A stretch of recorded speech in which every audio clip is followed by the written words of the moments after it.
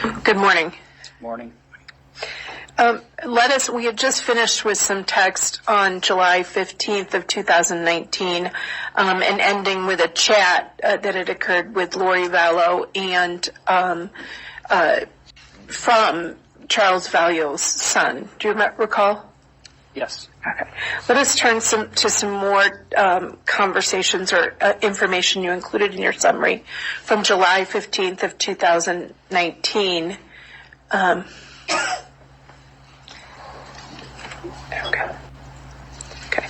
So if you could look at the next slide, I think it's noted as slide 16, and take a look at this. Now, this is the same exhibit that you prepared in summary for court today? Yes. Okay. And just so the record's clear, this summary is a summary of what? It's a summary of content from two iCloud accounts, Lori for Style at iCloud.com and LollyTime at iCloud.com. That was part of the evidence submitted obtained by the investigators containing the defendant's communications with people. Correct. Okay. Now, if you could take a look at the next slide, and we'll go through just these two on the 15th. Can you tell us why you included these two messages? Yes, I included these messages because they were a reference to the relationship between Chad Daybell and Lori Vallow, and there was a statement from Lori Vallow about the status of that relationship. Okay. If you could just read into the record, please, so that it's clear, what are the text communications between Chad Daybell and Lori Vallow that you included from July 15th? Line 2827 from Chad Daybell to Lori Vallow.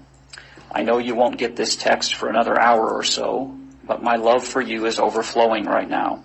I just want to hold you endlessly. You are my wonderful best friend that I can't live without. Line 2826 from Lori Vallow to Chad Daybell. And yet you are. So sad. Missing you. Just landed. Gotta get to work. And so why did these two particular texts, amongst the thousands that you saw, catch your attention and include in the summary? It discusses Chad Daybell's statement that he can't live without Lori Vallow, and she responds, and yet you are. Why was that relevant for investigative purposes? Objection, Your Honor, calls for a legal conclusion. My question was cut off, Your Honor. I said, why was that relevant for investigators' purposes? And I'm objecting as it calls for a legal conclusion. Thank you, Your Honor. You may answer.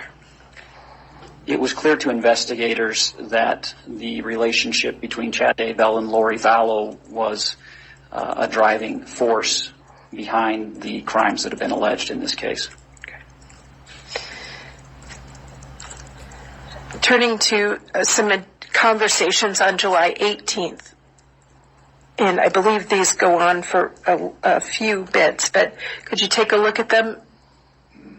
Why did you include these particular communications?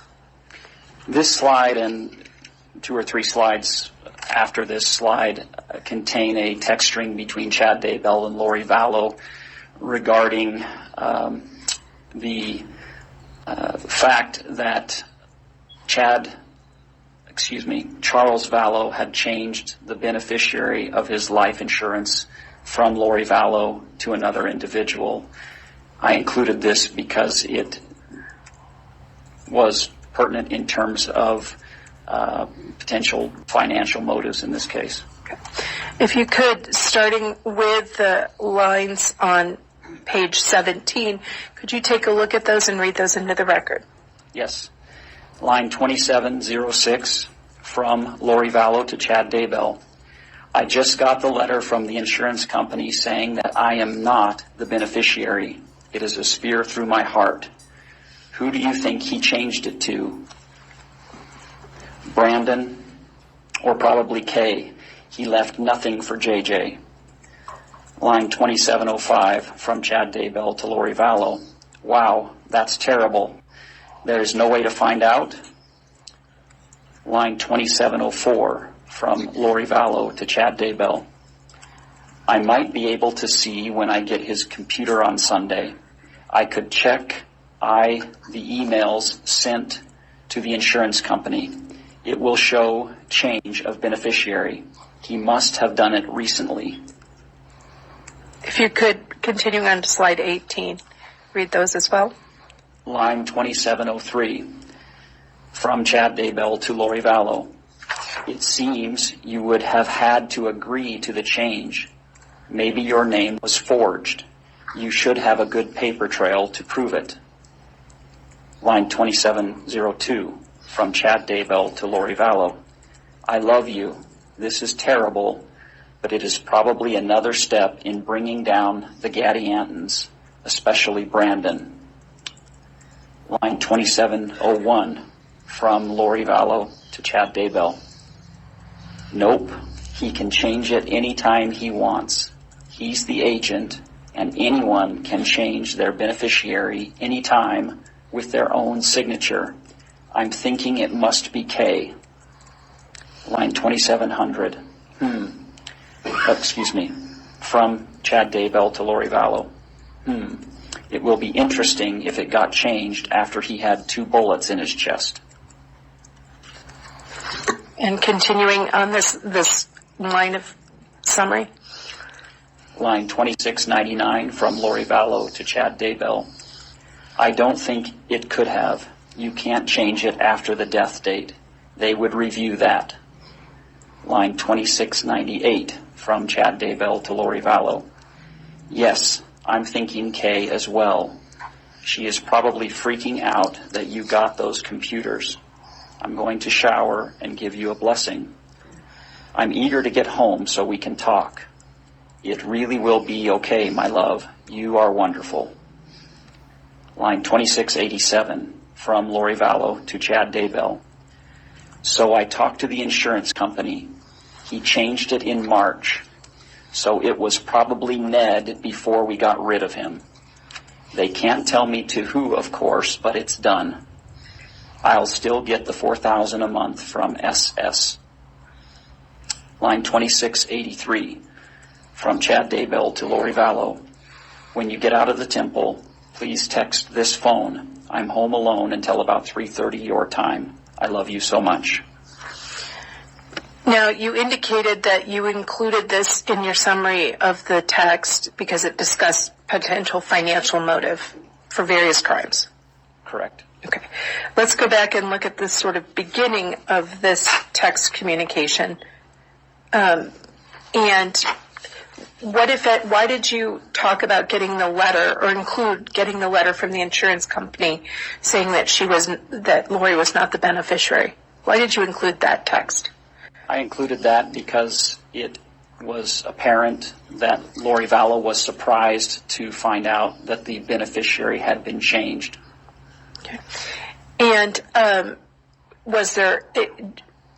turning to the next slide, was there anything significant to you about it is probably another step in bringing down the Gladiatans, especially Brandon?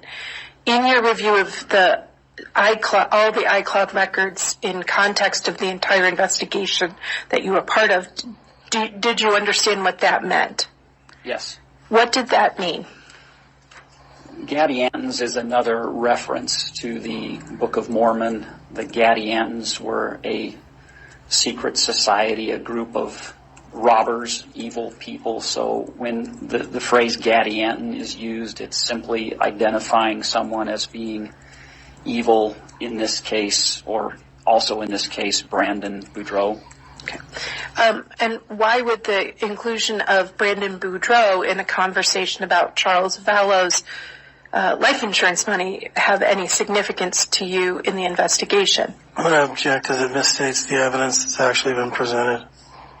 There's no reference to Brandon Boudreaux. Okay.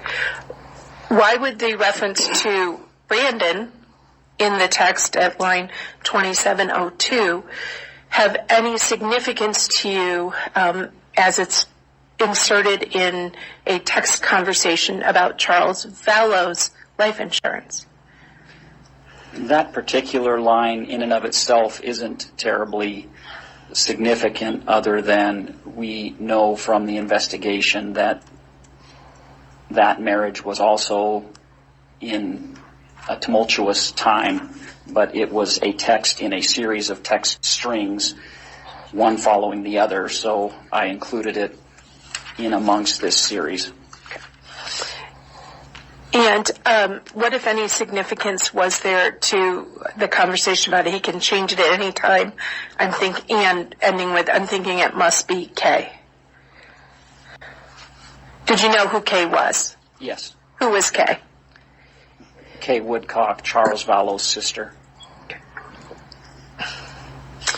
And turning to the line 2687, what, if any, significance in the investigation was there to a conversation about $4,000 a month from SS? That's an indication that Lori Vallow would still receive that amount of money on a monthly basis from Social Security. Okay. And as of July 18th, 2019, had Lori Vallow yet started to receive Social Security from JJ or for JJ from Charles's Social Security account? Not at that date. That took place a little later on. And yet it's referenced in line 2687. Correct. And that text communication about anticipated Social Security funds was on July 18, 2019, from Lori Vallow to Chad Daybell. Yes.